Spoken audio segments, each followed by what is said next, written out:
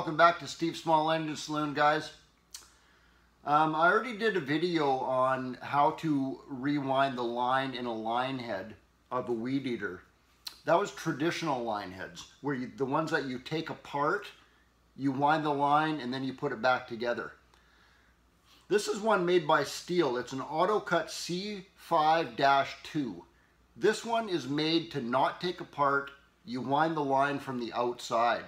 This is a great invention. It's a different concept than the other ones. You don't do it the same as the last video that I showed you. So I'm going to take you through this one and show you how to do this one properly. This one right here, a friend of mine gave this to me. Didn't work. I realized the line head was put together wrong. So first of all, I'm going to show you how to assemble this line head properly before you even wind the line head in, just in case you have it apart and you can't figure out how to put the whole thing back together again. So there's 6 parts total to this line head. You got your cup, you got your spool, you got your spring, and then you have the knob, which consists of 3 different parts. The knob has a knob, it has a nut, and it has this little collar. This is not made to come apart. This one was apart. It was just kind of sitting in the spool like that. So all you do to make sure this is proper is you put your nut back in that spool, back in that knob, and then this little collar thing snaps on there. It'll only snap on one way. You can only do it one way, and you just press on it and it snaps in there. Now that is not made to come apart. The nut stays free in there. That is made to be like that and stay as one piece. So there's 3 parts gone.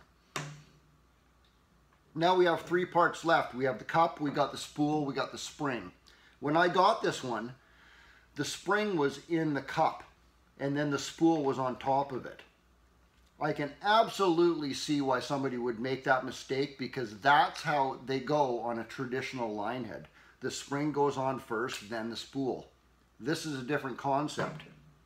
On this one, you take the cup, your spool goes on next. There's nothing in there. Your spool goes on next, and the spring goes on next down into the spool itself.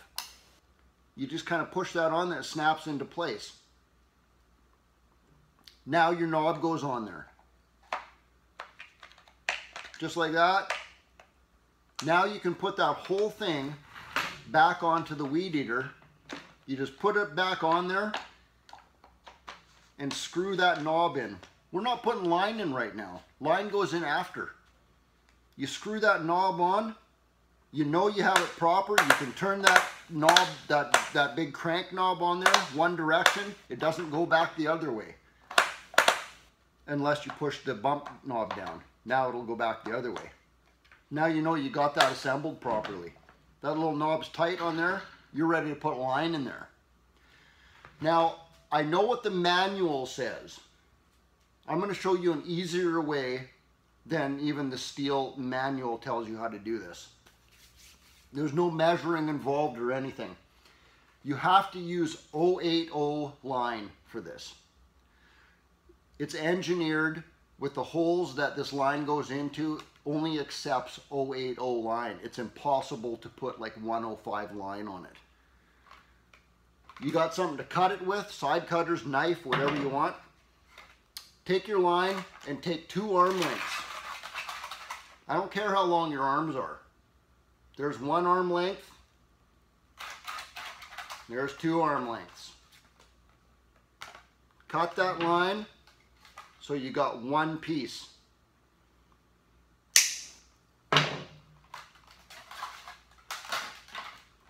Now, you look at that line head, there's little triangles on the outside of the cup, and there's little triangles on the little crank knob.